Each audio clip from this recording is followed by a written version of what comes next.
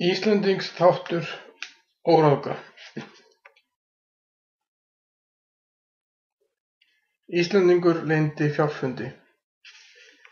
Svá er sagt, að eitt sinn kom af Íslandi, maður sá er getið er, félítill og norðlenskur var hann að ætt. Hann hélt vörð nótt á skipi þeirra, og menn váru sofnaðir, þá sá hann þau tíðindi upp til Gaulardals í Gaularás, að tveir menn gengu þangað leynilega með graftól og grófu þar í jörð niður. Og það ætlar hann, að þeir muni fjár leita, gengur síðan af skipinu og kemur þar að þeim óvörum og sér að þeir hafa þar kistu upptekið og þykist vita að fullmuni af gulli og silfuri vera.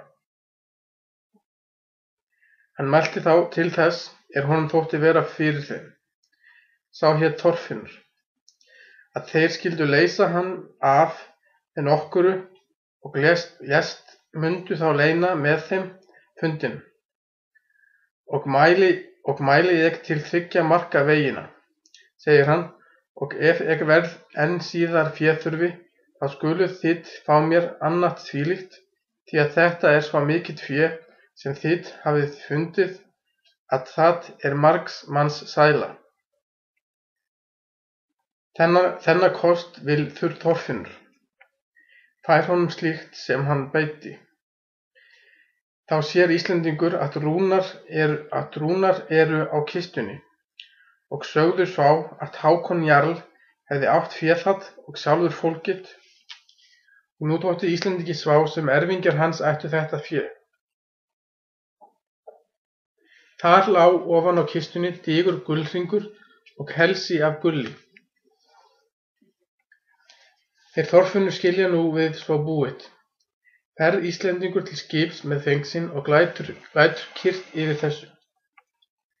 En Þorfinnur verður maður svo auðugur á lítilli stundu, að hann vissi ógerlega hversu mikið hann átti og var nú kallaður Þorfinnur kaupmaður eða Þorfinnur inn auki. Og því næst átti hann nálega fé í hverri kaupferð, en bjó sjálfan sig ágætlega að vátnum og kælum, gerðist nú mikið orð á hans hagi, en menn þóttust eigi skilja að mundi Svá skjótt við ganga hans kostur. En Íslendingi fórst lítt með fénu og týndist allt fyrir honum.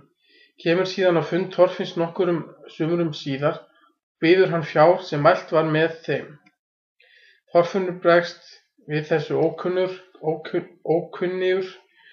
sagði hann ekki eiga að sér, skilja þeir að þessu sinni. Síðan fór Íslendingur á fund Einars Þambarskelfis, biður sér ásjá og kveðst vera félaus, og tók Einar við honum. Og nú ætlaði hann að launa Einari Svá, að segja honum til fundarins á fénu, og þótti eigi örvænt að hann myndi þykjast eiga nokkura tiltölu fé það, átt hefði Hákon hlaðajarl, mágur hans. Þetta fórst á undan og getur hann ekki þetta fyrir Einari.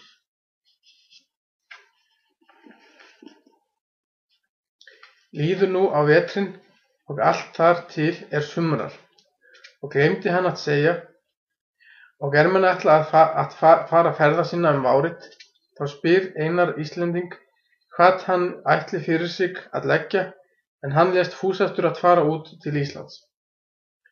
Það þér og best fallið, sagði Einar, hér fé lítið, ég vil fá þér og máttu kaupa þér þar með nokkura nauðsynlega hluti.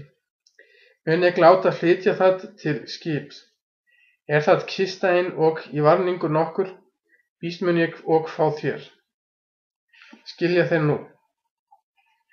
Fer Íslendingur á brott og getur ekki fjárfundin, kemur í bæinn og finnur Harald konung. Og einn dag menn gengu frá kirkju, mælti konungur. Hver maður sá hinn skrautbúni, þar gengur eftir strætinu. Honum var sagt, að það var Þorfinnur kaupmaður. Konungur mælti, undarlega verður slíkt slíkir menn koma svo miklu fé saman á lítilli stundu. að gerast sá fésterkur. Ég man fyrir litlu að hann var nær öreygi. Kynlíkt ef það eigi af nokkuru vandu efni, og kallið hann til mín, vil ég finna hann. Og svá var gert, og hann kom fyrir Harald konung, og mælti Haraldur konungur: Hvaðan kom þér fé það mikla, þú hefur sá skjótt saman dregið? Hann lengi fyrir að segja, en finnur þó til eitt og annað, að á hafi skotnað. Nei, segir konungur, ekki neitt í því þú segir. Nú eru tveir til, segja lofstígur eitt sanna, eða ella myndu segja nauðugur, og með nokkrum harðkvæðum. Og segir hann þá lofstígur eitt sanna. Og konungur veit hans sannendi, af hverju efni risið hefur fjárdráttur hans, þá lætur konungur taka upp allt féð, og eignar sér og jafnvel það í kaupferðum, og lést þó betur gera en Þorfinnur var maklegur, hann drap hann eigi, þar sem hann fannst á konungs fé. Konungur fekk honum síðan fé nokkurt, og fór hann af landi í brutt. Og nú kemur Íslendingi í hug, að hann mun þagað hafa ærit lengi yfir fjárfundinum. Fer nú þó og hittir Einar, og segir honum nú allan atburðinn. Einar mælti: Betr mundi farit hafa þitt mál, og allra varra, ef vér hefðum fyrri orðið að bragði að ná fénu en Haraldur konungur, og nú allóhægt að kippast fé við hann, en vér hefðum alls kosti við Þorfinn, og skildi þó betri hans kostur en nú. Og engi giftumaður myndu vera, svo vanlega sem fyrst hefði til stofnast þitt mál. En þó skaltu enn þiggja nokkurt silfur af mér, og leitaðu út til Íslands sem skjótast, og kom eigi til Noregs meðan Haraldur konungur yfir landi. Skiljast nú annað sinni.